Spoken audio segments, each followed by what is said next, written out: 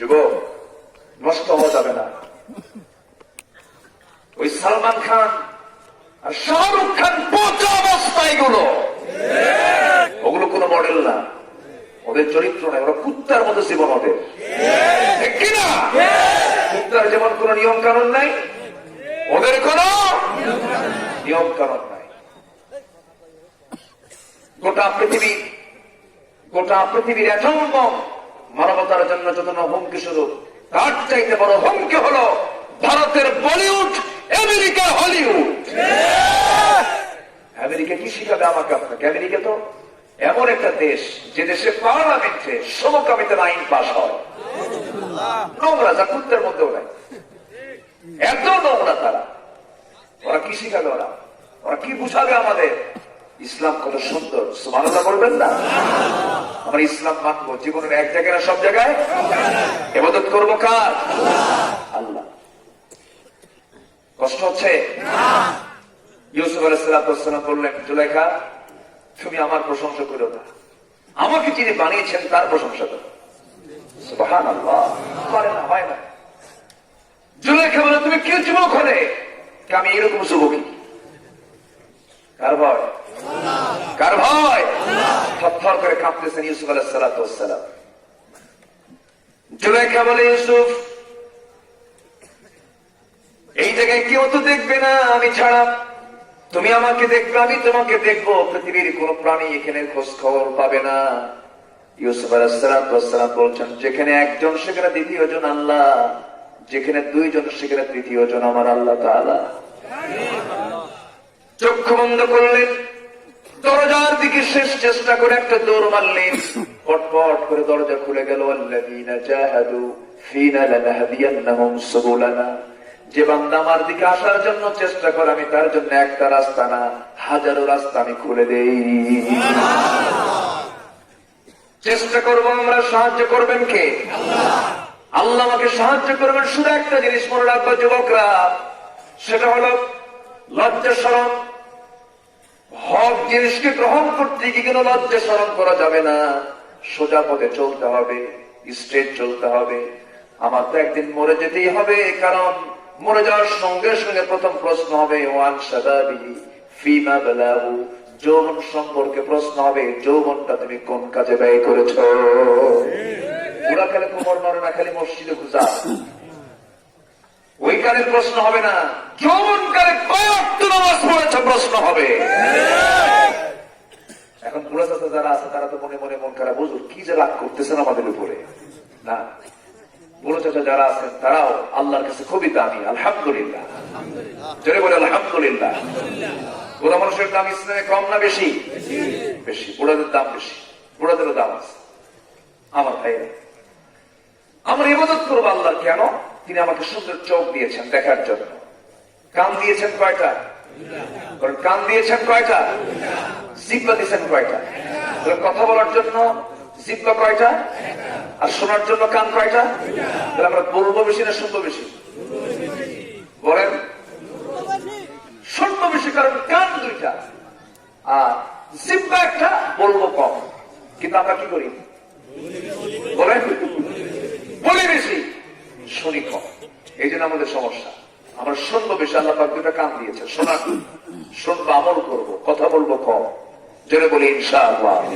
যত কথা কম বলবো তত আমি নিরাপদে থাকবো, কথা যত বাড়াবো আমার তত ভুল বের হয়ে যাবে। সম্মানিত ভাইয়েরা, এরপরে আল্লাহ কি দেননি? সব দিয়েছেন। সব দিয়ে বলছেন, বান্দা তুমি আমাকে কেমনে বলো? এক জায়গায় সুন্দর করে একটা টান দিয়েছেন, আর এক জায়গায় আল্লাহ রাব্বুল আলামিন বান্দাকে ডাক দিয়ে বলছেন, ইয়া আইয়ুহাল ইনসানু মা গররাকা বিরাব্বিকাল কারীম আল্লাযী খালাকাকা ফাসাওয়াকা ফাআদালাক ফি আইয়ি সূরাতিন মা শাআ রাক্কাবাক। আমি কি তোমাকে সুন্দর করে দুটো চক্ষু দেই নাই? এটাকে লেভেল করে দিয়েছি, সুন্দর টানা টানা চক্ষু দিয়েছি, ঠোঁট দিয়েছি, জিহ্বা দিয়েছি। বান্দা আমাকে বলো কেমনে? যখন খাবে তখন বলবে বিসমিল্লাহ, খাওয়া যখন শেষ হবে তখন বলবে আলহামদুলিল্লাহ, বিড়ি যখন খাবে তখন বেশি করে বলবে বিসমিল্লাহ। আমরা কি খাই? বিড়ি খাই না? বিড়ি খাওয়া আমার দেশে কম না বেশি? খাবে, বেশি করে খাবে, সমস্যা নেই। বিড়ি খাওয়াটা আমাদের দেশের 4 অঞ্চলে 4টা ফতোয়া। রংপুরে বিড়ি খাওয়া ওয়াজিব। বিড়ি খাওয়া কি? সিলেটে মুবাহ, ঢাকাতে মাকরুহ, চট্টগ্রামে বিড়ি খাওয়া ফরজ। এত খাওয়া, সে বিড়ির টান, কিছু কিছু বুড়া চাষা আছে 80 বছরের বয়স, টান দেখে মনে হয় 16 বছর আছে না নাই? টান দিয়া নাক দিয়ে বের করে না, কঠিন ব্যাপার। ট্রাকের মতো বের করেন না, ট্রাকের দেখেন আমি শুধু ওয়াস্তারি এত টানা টানে, টান মেরে খুব ধ্যানে থাকে, মনে হয় উনি বিড়ি খাচ্ছেন আর সিদ্ধাতুল মুনতাহা পার হচ্ছে। এগুলো আছে না নাই? এগুলো বদভ্যাস করবো না আমরা, এগুলো ছেড়ে দেবো। জোরে বলি ইনশাআল্লাহ। পান খাবেন, বুড়া মানুষ, সময় পার হয় নাকি, পান টান খান, সমস্যা নেই। 2 একটা 4-5টা পান সারাদিনে খাওয়া যায়। ওই যে নাটোরে তো পানের বোর আছে না, সুন্দর মিষ্টি পান আশেপাশে আছে, খাবেন, পান 2 একটা খেলেন। কিন্তু পানের সাথে আবার হাকিমপুরী রহমতুল্লাহ আলাইহি কেন? কি কথা আছে না নাই? পাঠার মতো বন্ধ দেখছেন কি করে হাকিমপুরী জোরটা, কি খাওয়া খা। সম্মানিত ভাইয়েরা, এগুলো মানুষ কেন করবে? আমরা এগুলো খাবো না। জোরে বলি ইনশাআল্লাহ। খান, পান খান, সমস্যা নেই। আমার কিছু কিছু লোক এত পান খাওয়া খায়, দাঁত গালে বাম করে, হরদম বেতন 10,000, পান 7,000 আছে না? এগুলো কেন? এগুলো আমরা ছেড়ে দেবো। জোরে বলি ইনশাআল্লাহ। ইনশাআল্লাহ। ওয়া'বুদুল্লাহ, ইবাদত করবো কার? ওই সাহাবী চলে গেছেন মেয়ের বাড়িতে, মনে আছে না? যে বলতেছে মেয়ের বাপ এতে চিঠি বড় ব্যবস্থা করো। চিঠিখানা দেখি দেখি রাসূলের চিঠি আকাশ থেকে পড়ে গেছে। আমার রাসূল প্রস্তাব দিয়ে পাঠিয়েছেন, চোখ বন্ধ করে রাখি, যাও আমার মেয়েকে তোমার হাতে তুলে দেবো। কিন্তু কথা আছে কি, আমার মেয়ের মতটা শুনতে হবে। মেয়েটা সুন্দরী, তুমি তো কালো একটু, দেখি আমার মেয়েটা কি বলে।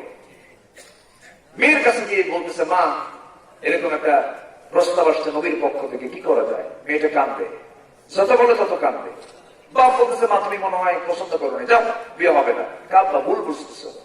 এই জাগতিক জীবনে ওই পুরুষের সঙ্গে আমার একমাত্র বিয়ে হবে। একটু আসতে বলে সুবহানাল্লাহ। সুরত দেখছে না সিরাত দেখছে? বলেন চেহারা না গুণ? চেহারা না গুণ? চেহারা তো ক্ষণিকের, গুণটা চিরস্থায়ী। আলহামদুলিল্লাহ বলেন। নতুন বিয়ে করে যুবক মন খুব খারাপ, 3 দিন চলে গেছে, 3 দিন পরে আর হাসে না। যুবকটা হাসে না কেন?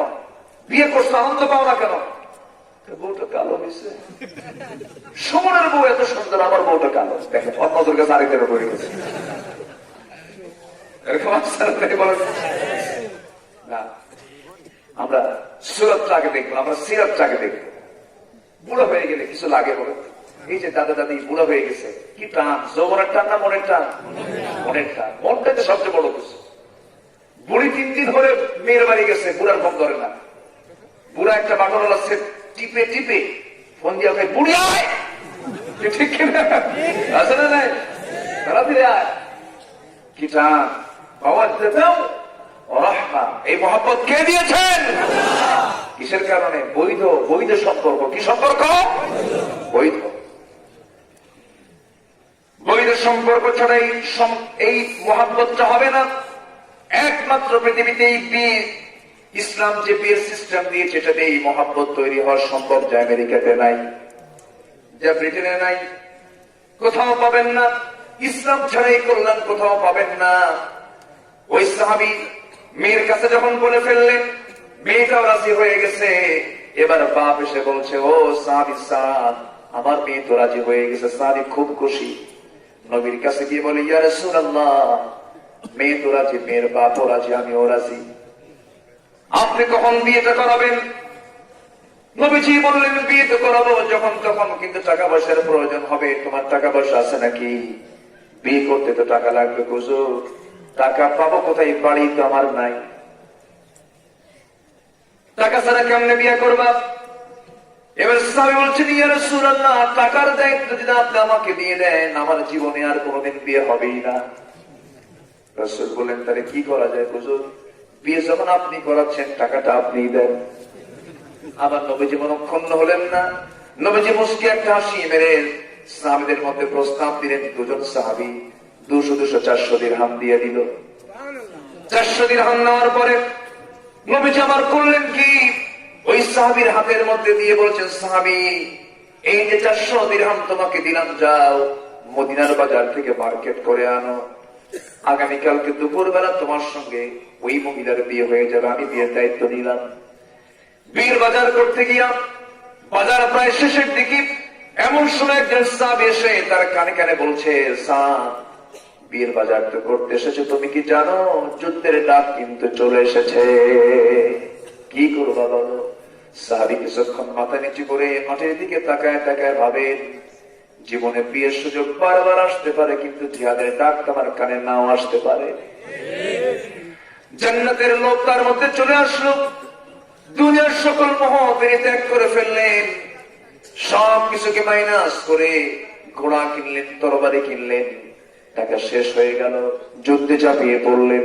যুদ্ধ চালাতে গিয়ে, যুদ্ধ করতে গিয়ে এক পর্যায়ে সাদের শাহাদত বরণ হয়ে গেল। সাদ দুনিয়া থেকে বিদায় নিলেন। দুনিয়া থেকে বিদায় নেওয়ার সঙ্গে সঙ্গে নবীর কাছে রিপোর্ট হলো, রাসূল জানলেন সাদ দুনিয়া থেকে বিদায় নিয়েছে। রাসূল বলেন, কোন সাদ দুনিয়া থেকে বিদায় নিয়েছে? সাদ নামে একাধিক সাহাবী ছিল। একজন ছিলেন সাদ বিন আবি ওয়াক্কাস, আরেকজন ছিলেন সাদ বিন মুআজ। সাদ বিন মুআজ ছিলেন আনসারী সাহাবী। ওই সাহাবী যখন মারা যান, নবীজি কেঁদে কেঁদে ফেলেছিলেন। তিন সাদের মৃত্যুটাই ছিল অত্যন্ত সুন্দর মৃত্যু, জোরে বলি সুবহানাল্লাহ। একজন ছিলেন সাদ বিন মুআজ।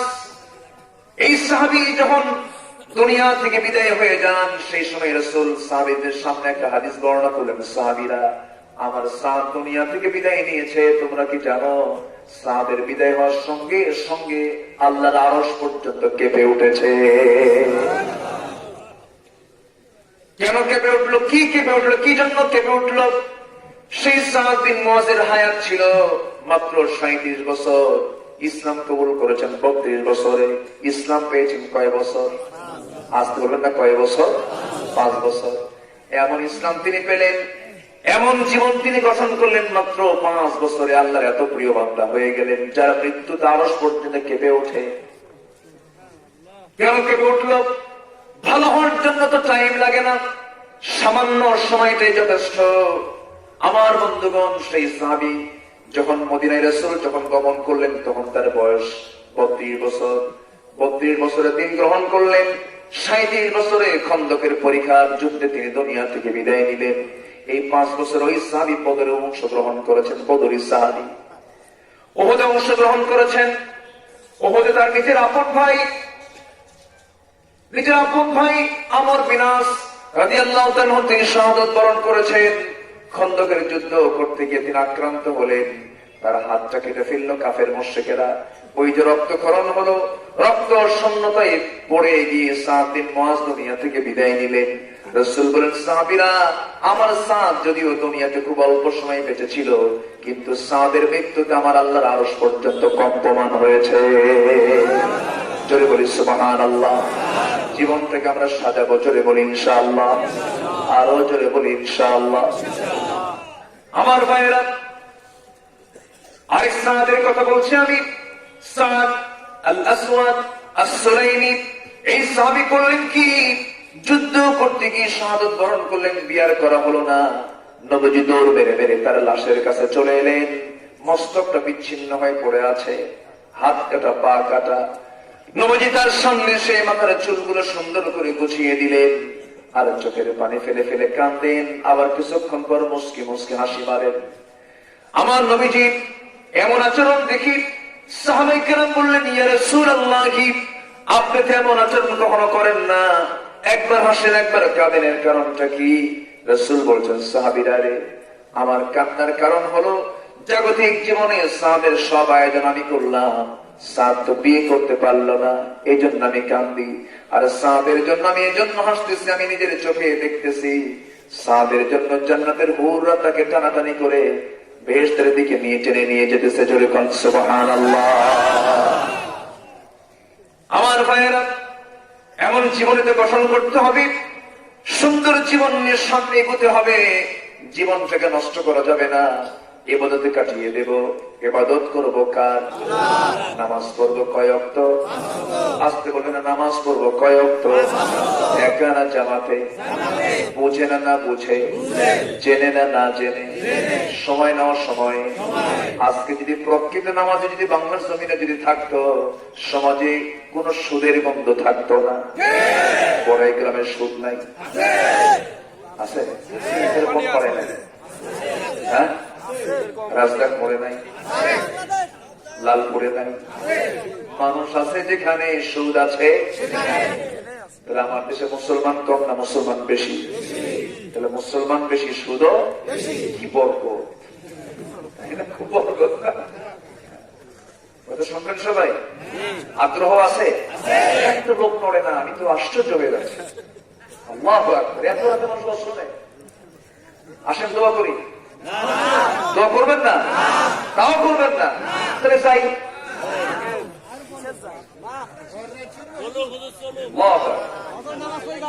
জোরে বলি ইনশাআল্লাহ। জি, বাড়ি থেকে ফজর করবেন, এখানে ফজর করবেন, জানাজা সহ।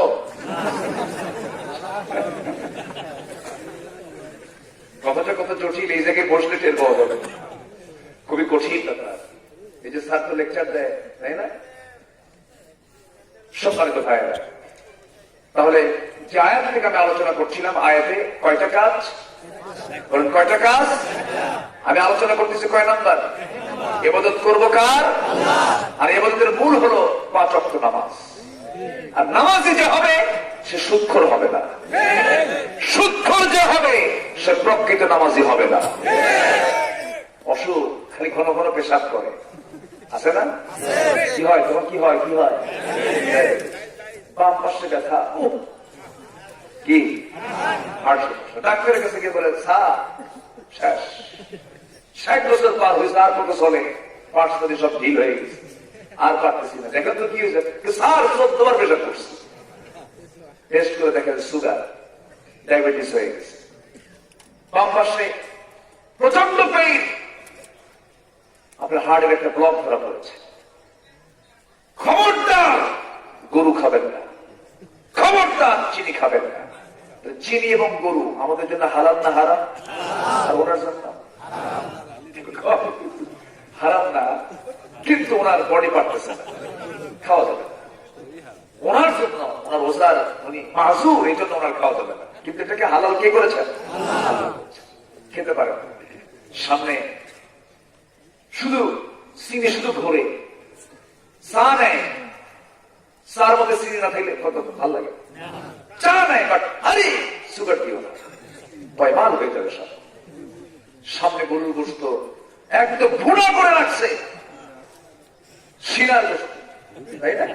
হ্যাঁ, শিলার গোশত সামনে ভুনা করে রাখছে, জিব্বা লাফায়, উপায় নেই। ঠিক আছে না? খেতে পারে না কেন? হার্ট ব্লক, রক্তে সুগার। ডাক্তারের পরামর্শে যদি আমরা চিনি গোশত যদি ছাড়তে পারি, আল্লাহর পরামর্শে সুদ খায়ও না, জব্বের খাওয়া খায়। এটা কি নামাজের লক্ষণ? এটা কি নামাজের লক্ষণ? সুদের ধারে পাশে যাব না আমরা। জোরে বলি ইনশাআল্লাহ। সুদ বাংলার জমিন থেকে সেই দিন উৎখাত হবে যেদিন বাংলার জমিনে নামাজ যাকাত কায়েম হয়ে যাবে। সেই কায়েমের আন্দোলনের সবাইকে শামিল হতে রাজি আছেন? রাজি আছেন? কারা কারা হাত উঁচু করে দেখা।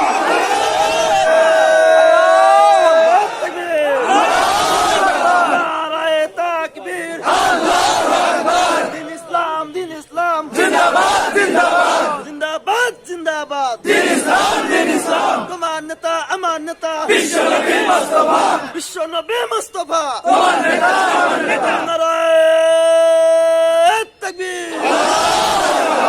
আল্লাহ সবার হাতকে কবুল করুন, জোরে বলি আমিন। নামাজি হব, সুদ মুক্ত নামাজি। রাজি আছি না সবাই? নামাজ পড়বো কয় ওয়াক্ত? নামাজ কেউ ছেড়ে দেব? নামাজ কত গুরুত্বপূর্ণ, অথচ সেই নামাজটি হেলাই খেলাই পার হয়ে যায়। আবার কিছু কিছু দরবার আছে নামাজ লাগে না, এরকম কিছু দরবার আছে না আমার দেশে? মানিকগঞ্জে এক মাহফিলে গেলাম, যে গ্রামে মাহফিল সেই গ্রামে ঢোকার সঙ্গে সঙ্গে বলে, হুজুর যে গ্রামে আসছে এই গ্রামে 350 পীর। বললাম তাহলে আপনি আমার দাওয়াত দিলেন কেন? হুজুর একটাও নামাজ পড়ে না। এরকম পীর আমার দেশে আছে না নাই? আমার দেশে মুরিদ বেশি না পীর বেশি? আমার দেশে পীর এত পীর, বিশ্বের 215টি দেশের মধ্যে এমন কিছু দেশ আছে যে দেশের নাগরিক এত না, এত পীর আমার দেশে। সালা পীর, ফেনা পীর, ঘোড়া পীর, বিড়াল শাহ, কুত্তা শাহ, গাদা শাহ, কত আছে আল্লাহ জানে। নামাজ নাই, একটা মরছে ঢাকাতে, এত বড় পেট, গোলাগুলি হবে না, পেটাপেটি হবে। বিশ্ব গোডাউন, ওজন হলো 220 কেজি, ছোট মোটো হাতি। সে বলেছিল তার বউ নাকি ফাতেমা, তার সন্তান নাকি হাসান হোসেন। এই নরাধম বহু মানুষের ইমানকে ছিনতাই করে নিয়েছে। দুষ্ট এগুলো, এই দুষ্টদের দমন না করা পর্যন্ত এই দেশ ঠান্ডা হবে না। এই দুষ্টের দমন দরকার আছে না নাই? কিছু কিছু দুষ্ট দরবার আছে, বিশ্বাস 2 ঠ্যাং সামনে দিয়ে রাখে, মরিদরা ওখানে সেজদা পারে, আছে না নাই? এগুলো করা যাবে না। সেজদা কার জন্য? এই সেজদা কার জন্য? রাসূল কারো থেকে সেজদা নিয়েছেন? তো তুমি কি হইছো, তোমাকে সেজদা দিতে হবে? লাঠি দিয়া পিটাইয়া পা ভেঙে ফেলা দরকার। 2 পা সামনে দিয়ে রাখে, ধান ধরে থাকে, বুজুর্গির ধান, বাচ্চা হয় না, চলে যায় দরবারে, যা বলে বাবা গরু আনছি বাবা, গরু গরু। যে গরু দেয় সে আরেক বলদ, যে ছাগল নিয়ে যায় সে আরেক রাম ছাগল।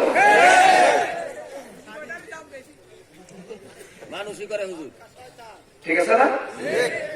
বিধবাকে দাও, এতিমকে দাও, ওয়াতাল মাল আলা হুব্বিহি যাবিল কুরবা ওয়াল ইয়াতামা ওয়াল মাসাকিন ওয়া বানিস সাবিল, এদেরকে দাও। না দিয়ে পরামর্শের কাছে দেয়। আর বাবার কি অভাব আছে নাকি? বাবার যে বড় পেট, ওর অভাব আছে নাকি? আশ্চর্য কথা। ওগুলো করা যাবে না, ওগুলো দেবো না আমরা, সব দেবো কার পথে? আসতে বলবেন না কার পথে?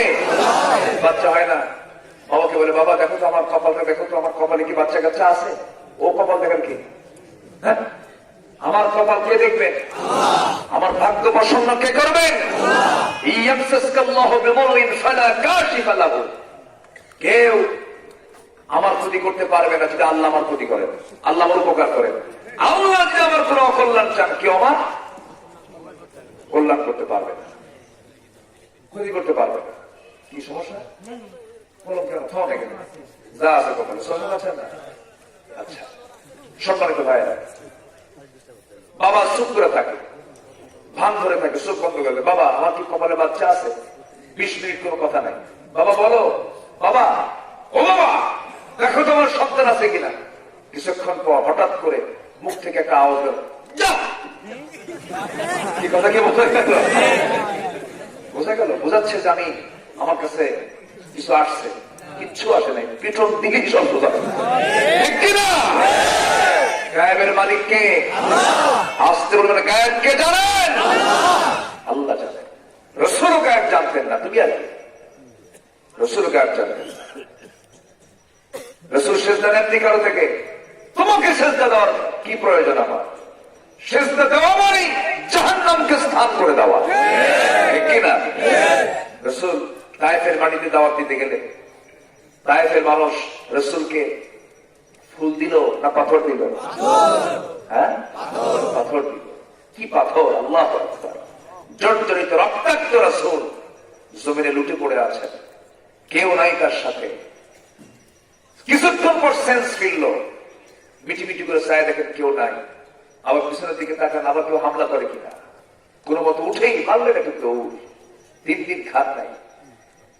চট করে একটা বাগানের মধ্যে ঢুকলেন, আঙ্গুর বাগানে। আর চলে না শরীর, রক্ত পড়ে যাচ্ছে শরীর থেকে, চিত হয়ে পড়ে আছে। বাগানের কেয়ারটেকার দূর থেকে যদি কিন্তু বড় মানুষ তাড়াতাড়ি করে আঙ্গুর বাগান থেকে কয়েক থোকা আঙ্গুর পেরে চিপে চিপে মোটে মোটে এক গ্লাস রস নিয়ে বলতেছে, যুবক তুমি তাড়াতাড়ি এই আঙ্গুরের রসটা খাও।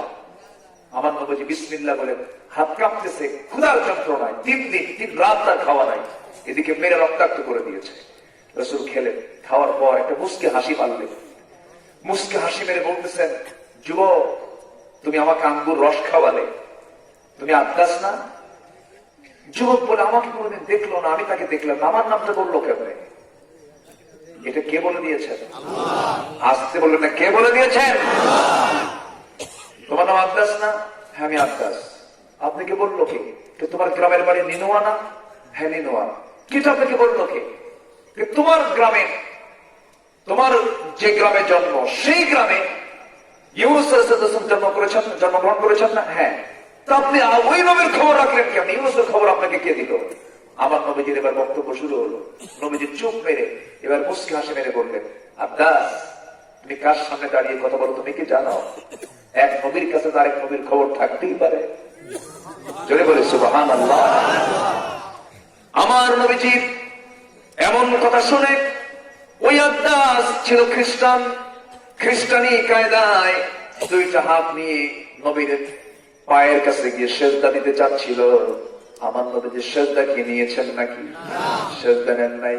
সঙ্গে সঙ্গে করলেন কি, শক্ত করে তার 2টা হাত ধরে বুকের সঙ্গে বুক লাগায় দিয়ে বলছেন, ও যুবক এই মস্তকটা কারো জন্য নয়, এই মস্তক একমাত্র কেবলমাত্র কার জন্য? আসতে বলবেন না, কার জন্য? আল্লাহর জন্য। ওয়া'বুদুল্লাহ ওয়া লা তুশরিকু বিহি শাইআন, আল্লাহর ইবাদত করবে, শর্ত হলো তার সঙ্গে কোনো শরীক স্থাপন করবে না। আল্লাহর হুকুম মানবে, দুনিয়ার কোন হুকুম মানবে না। আল্লাহর দল করবে, দুনিয়ার কোন দল করবে না। আল্লাহর হুকুমগুলোকে তুমি জীবনে বাস্তবায়ন করবে, দুনিয়ার কোন নেতার তুমি কথা মানবা না। ঠিক কিনা? আমার ভাইয়েরা, আমার বন্ধুগণ, কথা তো অনেক ছিল, শর্ট করে আস্তে আস্তে নিয়ে আসতেছি। যদি কোনো বান্দাকে গায়েবের মালিক মনে করে, সে মুশরিক হয়ে যাবে। কি হয়ে যাবে? মুশরিক হয়ে যাবে। আমার নবী যদি গায়েব জানতেন, তাহলে আম্মা জান আয়েশা কেন মাঝখানে একবার 40টা দিনের মতো বাবা স্বামীর ঘর ছেড়ে বাবার ঘরে কেন তিনি গেলেন? তার সতীত্ব নিয়ে প্রশ্ন তুলেছিল মুনাফিকেরা। কেন তুলেছিল? সবার কম বেশি ইতিহাস তো জানা আছে।